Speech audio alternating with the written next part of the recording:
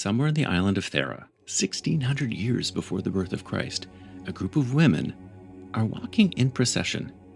They're dressed in ceremonial robes. Their posture is deliberate. Their faces are composed. And in their hands, they're carrying flowers. But not ordinary flowers. Crocus, specifically saffron, the most precious botanical substance in the ancient world. They're carrying it somewhere, towards something, for a purpose the eruption of Santorini would bury, along with their entire civilization, before anyone wrote it down. The fresco that preserved them was sealed under volcanic ash for 3,600 years. When archaeologists uncovered it at Akrotiri, they found women in perfect procession, carrying plants with unmistakable intentionality. This is where the episode begins, not with a text, not with a philosopher, not with a laboratory, but with women carrying plants toward a ritual we have no record of, because this is how old this story is. What does the mind become when the right conditions are met? And who holds the knowledge of how to create them? Welcome back to Quantum Awareness. Sound is emptiness, emptiness is sound, and I'm QP, your quantum perceptor. Today we go back further than the show has ever gone, past the philosophers, past the physicians, past the temples, to women carrying crocus flowers on an island that no longer exists, to a system so old that by the time the written record picks it up, it had already been running for 1,000 years. Let's find out what they were carrying it for. So let me start with an observation. Across every great civilization in the ancient world ever produced, Greece, Persia, India, Egypt, Tibet, an almost identical structure appears. Hereditary specialists who trained for years, a formal initiation, fasting and purification, sacred music, a controlled and consecrated space, community. We call the set and setting. And at the center, a culminating transformative experience that initiates across cultures described in almost identical terms. The permanent dissolution of the fear of death. Direct contact with what was always already present. The recognition that you thought you were is not what you are. This is not passive religion. This was not congregational observance. This was not belief. This was technology. A systematic, carefully maintained, rigorously transmitted technology for transforming human consciousness. Who held that knowledge of how it worked? What exactly were they dispensing? And why is so much of it missing? What we are following across this season and the next is the oldest continuous human science. The exploration of what the mind is and what it becomes when the right conditions are met, long before there was a word for it. And long before the West thought that it had invented anything. Alexandria, the first century of the Common Era, the greatest convergence of botanical knowledge in the ancient world. Indian trade routes, Persian scholars, Egyptian priests, Greek philosophical medicine synthesizing everything into systematic form. Into this world walks Perdanius Dioscorides, a Greek physician in Roman service who traveled throughout the known world, observing plants in their native habitats. De Materia Medica, 5 volumes, over 600 plants, the most comprehensive pharmacological text of antiquity, used as the primary medical reference for over 15 centuries. Dioscorides catalogued opium, mandrake, henbane, Syrian rue, hemlock, plants that kill at the wrong dose and heal at the right one, plants that alter perception, induce vision, produce anesthesia. He had no hesitation about recording dangerous medicines publicly. He catalogued almost everything. And where he did catalog a plant with no visionary use, he catalogued only some of it. Cannabis appears twice in Book 3, once cultivated and once wild. He describes the rope, the eardrops, the contraceptive seeds, the boiled root for joint pain. Every single practical use he could name, he named. And what he did not name, and what Herodotus had described 500 years earlier as a Scythian ritual practice, was the plant's use as a visionary sacrament. He knew the plant. He simply chose which of its uses to write down. The omission is therefore not innocent. There's a gap in De Materia Medica, a precise, deliberate, carefully placed gap. And Dioscorides, working in Alexandria, where the knowledge of every great tradition converged, cannot have been ignorant of what was missing. The physician recorded what could be transmitted publicly. The priestess held what could not. The physician had the pharmacy. The priest had the architecture.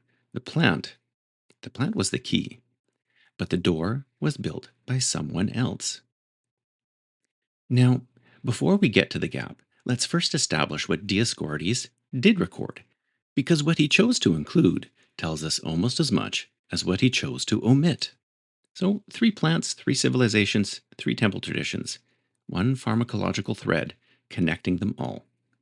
Plant 1, Spikenard, the origin of the high-altitude Himalayan regions of Nepal, Kashmir, and northern India, growing above 3,000 meters. Dioscorides catalogued it in Book 1. He knew it had traveled a very long way to reach Alexandria. But what Dioscorides did not record was where Spikenard went when it left the physician's hand. It went to the temple in Jerusalem. Spikenard, nard in Hebrew, was one of the stack of 11 herbs in the Ketaret, the sacred incense burned on the altar of the temple. It also went to Bethany, where Mary of Bethany broke an alabaster jar of pure spikenard worth a year's wages and anointed the feet of Jesus 6 days before his death. And no, before anyone asks, nard does not make you walk on water. One plant from the Himalayas. Present on the altar of the Jerusalem temple, and in the hands of a woman anointing a man before his death. The name of the plant in Nepalese is Jatamansi. It means spirit incarnate. Plant 2, Calamus. The origin, the wetlands of India and some places in Asia. Known in Sanskrit as Vasha, the power of articulate thought. Dioscorides catalogued it as Calamus aromaticus. He noted it came from India. What Dioscorides described as a digestive herb, Moses received as divine instruction. Exodus chapter 30, verse 23. God instructs Moses on the sacred anointing oil for the tabernacle. The formula is very precise. Liquid myrrh, fragrant cinnamon, fragrant calamus, cassia, blended with olive oil. This was not perfume. This was consecration technology, used to anoint the Ark of the Covenant, the altar, and the priests themselves. Calamus also contains beta-aracinone, a compound with documented psychoactive properties and structural similarities to mescaline. The plant God instructed Moses to burn in the tabernacle. The plant Dioscorides called a digestive remedy, a plant whose Sanskrit name means the power of articulate thought. 3 descriptions, 1 plant, 3 very different framings of what it actually does. Now, plant 3 is frankincense, the origin, the mountain deserts of the Arabian Peninsula and the Horn of Africa. Boswellia sacra, a tree that produces resin through the wounds in its bark, traded for 5,000 years. Dioscorides catalogued it and made one observation almost nobody quotes. He wrote that frankincense caused madness, not toxicity, not even illness, madness. This is the same physician who catalogued opium and hemlock without dramatizing, editorializing, and then he moved on. Where did frankincense go? To the temple altar in Jerusalem, where it was the central aromatic of the Ketaret, burned daily before God. To ancient Egypt, where it appears in the Abers Papyrus, around 1500 BCE, described as the tears of Horus. To ancient Greece, to Rome, to China. A 2008 study by Johns Hopkins and the Hebrew University identified insensinol acetate, a primary compound in Boswellia resin, as psychoactive, producing analgesic and antidepressant effects. It activates the TRPV3 channels in the brain associated with warmth and emotional regulation. So here's what nobody connected for 2,000 years. Every temple in the ancient world was burning a psychoactive compound in an enclosed space for hours during the most carefully orchestrated rituals those civilizations ever produced. Every priest, every initiate, every worshiper standing inside those walls was inhaling a compound known to activate the same neural channels associated with warmth, emotional regulation, and the softening of anxiety. Whether the older lineages knew what they were doing pharmacologically, and I would bet real money the oldest of them knew exactly what they were doing, the congregation functionally was being hotboxed with God. Dioscorides said frankincense caused madness. The priests burned it before the altar.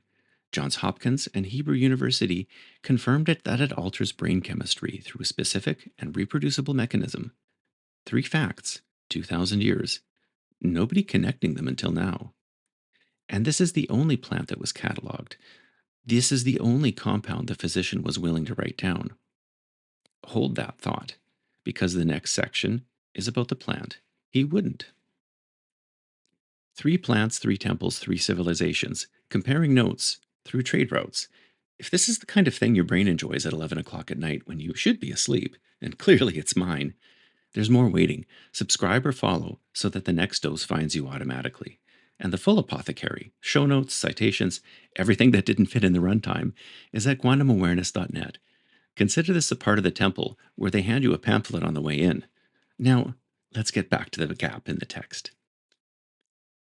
So Dioscorides catalogued spikenard, calamus, and frankincense. He catalogued barley, the grain that fed the Mediterranean world. He did not catalogue what grows on barley under certain conditions. Ergot, Clavapsius purpurea, a fungus that parasites rye and barley. At toxic doses, the disease the medieval world would call ignis sacer, sacred fire. At subtoxic doses, carefully prepared, something else entirely. For nearly 2,000 years, the initiates at the Eleusinian Mysteries described their experience in terms that have no parallel in ancient literature. Plato, Aristotle, Cicero, Sophocles, the most rigorous minds the ancient world have ever produced, all initiated, all describing the permanent dissolution of the fear of death from a single night's ceremony. The central element of what the ceremony was called the kykeon, a prepared drink of barley, water, and mint. Whether the barley was ergotized remains the question. And in 1978, 3 men, Gordon Wasson, Albert Hoffman, and Carl Rook, published The Road to Eleusis. Their proposal, the kykeon contained ergot alkaloids, and the transformative experience at Eleusis was pharmacologically supported. It was serious scholarship, but for 42 years it remained hypothesis. And what has happened in the last 5 years is that the hypothesis has stopped being a hypothesis. 2 things happened, one in 2020 and one earlier this year. And what they add up to, taken together, changes the shape of what we can say about the ancient world completely. But we are not going to do that right now. That story belongs in the next episode, because it's the same story as the one about the physician's silence. And to tell one without the other would be to miss the whole shape of what's happened. The physician's text ends exactly where the priest's knowledge begins. What's on the other side of that boundary is where this season is going. And here's what makes this more than an ancient mystery. Those same plants that cross the trade routes, spikenard, calamus, saffron, they appear in the Ayurvedic Rasayana tradition of India. Rasayana means the path of essence, a class of preparations designed to rejuvenate the nervous system, sharpen perception, and specifically, clarify the mind for meditation. The lead Rasayana herb is ashwagandha. Its companions Brahmi, whose name means that which gives knowledge of Brahman, Shatavari, Amalaki, Gudichi, called in Amrita in Sanskrit, the nectar of immortality. Saffron and calamus, the same plant God instructed Moses to burn, present in the Vedic pharmacopoeia as a bioavailability enhancer and nervous system clarifier. The same plants, the same trade routes, the same system, still intact in India, while the Eleusinian mysteries were being buried under Roman concrete. But here's the contrast that the ancient world would find incomprehensible. Ashwagandha is now one of the best-selling supplements in the Western world, billions of dollars annually, sold in capsules at Whole Foods. Stripped entirely of the Rasayana context, stripped of the ethical container, the meditative practice, and the teacher relationship, the timing, and the ritual. The same compound, 2 completely different outcomes, because the pharmacy was never the plant. The pharmacy was the system. Remove the system and you have a supplement. Keep the system, you have a path. The ancient world would never have confused these two things.